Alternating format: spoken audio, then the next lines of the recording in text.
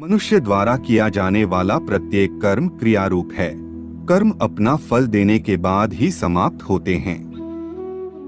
जब तक कर्म फल नहीं देते तब तक वे समाप्त भी नहीं होते। कर्मों का फल इस जन्म में या अगले जन्म में अवश्य सामने आता है। पूरे विश्व में कैसी भी परिस्थिति आ जाए या अन्य कोई व्यवस्थाएं आए, परंतु न तो एक पिता के सभी बेटे एक जैसे होते हैं, न ही एक गौ की सभी बछियां एक जैसी दूध देने वाली होती हैं, तथा न ही एक गुरु की कक्षा में पढ़ने वाले सभी विद्यार्थी एक जैसे प्रतिभावान होते हैं। व्यक्तियों को एक जैसे धन, साधन, सामर्थ्य, सुविधाएं मिलने पर भी उनका एक समान व्यक्तित्व नहीं निखर पाता। एक जैसे मकान में रहकर भी सभी एक जैसा सुख नहीं भोग पाते हैं। एक ही पद पर बैठा हुआ एक आदमी तो सम्मान प्राप्त कर लेता है, लेकिन कोई दूसरा व्यक्ति उसी पद पर बैठकर वह स्थान प्राप्त नहीं कर पाता। क्योंकि बाहर से आप कुछ भी ठीक कर लें, जो व्यवस्था परमात्मा की है, जो कर्मों का संविधान है, वह अपना कार्य अवश्य करेगा। प्रायः माता पिता बच्चों के भाग्य को ऊंचा करने का प्रयास करते हैं। वे सोचते हैं कि हमने इनका भाग्य बना दिया। भाग्य लिखने वाला मनुष्य नहीं, विधाता है। जो वह लिखते हैं वह जीवन में जरूर सामने आता है। मनुष्य किसी का भाग्य निर्माण नहीं कर सकता। मनुष्य का स्वभाव है कि वह हमेशा ही दूसरों को दोष देता है, लेकिन जो भी दुख हम भोग रहे हैं वे हमारे ही कर्मों के परिणाम हैं। कुछ कर्म ऐसे भी होते हैं जो आपके खाते में जुड़ जाते हैं।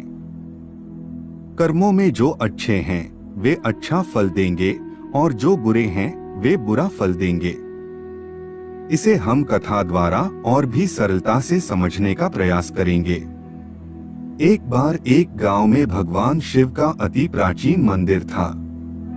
वहां रोज एक पंडित और एक चोर आते थे। पंडित अत्यंत भक्तिभाव से शिवलिंग पर फल और दूध चढ़ाकर पूजा करता था। वो वहीं बैठकर शिव स्तोत्र का पाठ करता और घंटों श्रद्धा से शिव का ध्यान करता। दूसरी ओर उसी शिव मंदिर में एक चोर भी प्रतिदिन आता था। वह आते ही शिवलिंग पर डंडे मारना शुरू कर देता और अपने भाग्य को कोसता हुआ भगवान को अपशब्द कहता। अपने भाग्य का सारा दोष वह भगवान शिव पर मढ़ता और उन्हें अन्यायी व पक्षपाती ठहराता। एक दिन पंडित और चोर दोनों साथ साथ ही मंदिर में आए और अपने प्रतिदिन की प्रक्रिया दोहराने लगे। कुछ समय बाद दोनों मंदिर से बाहर आए। तभी चोर को द्वार के बाहर आने पर सोने के सिक्कों से भरी एक थैली मिली। उसी समय पंडित के पैर में लोहे की कील से गहरा घाव हो गया। सिक्के मिलने से चोर को अत्यंत प्रसन्नता हुई, परंतु पैर में गहरा घाव होने के कारण पंडित बड़ा दुखी हुआ और रोने लगा।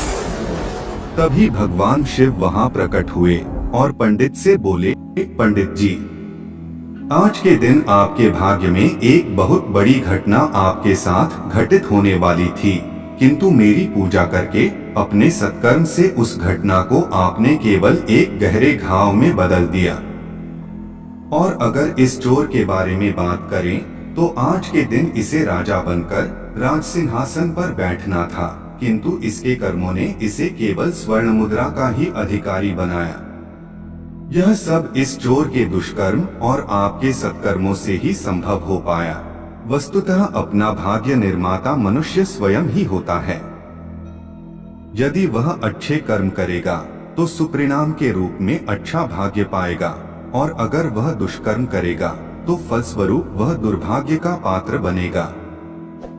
क्रिया की प्रतिक्रिया तो जरूर होती है, पर उस प्रतिक्रिया से बचने की विधि भी सीखनी चाहिए। जैसे डॉक्टर ने दवा दी और अगर दवाई का कोई प्रभाव नहीं हुआ तो कहा जाएगा कि डॉक्टर की दवाई बेकार है। ऐसे ही किसी व्यक्ति ने आपको गाली दी और उससे कोई फर्क नहीं पड़ा, हंसकर आगे चल गए तो उसकी गाली बेकार हो गई। ऐसी शक्ति अपने अंदर अवश्य पैदा करनी चाहिए, जिससे कोई आपको चिढ़ाना चाहे, जोश दिलाकर गिराना चाहे, निंदा करके क्रोध दिलाना चाहे, द्वेष करके मार्ग से भटकाना चाहे, मुकदमेबाजी में डालना चाहे या संसार में फंसाना चाहे। परंतु आप इन सब से पूरी तरह अप्रभावित रहें। यहाँ पर भी आपके सत्कर्मों और परमात्मा की कृपा कार्य करती है।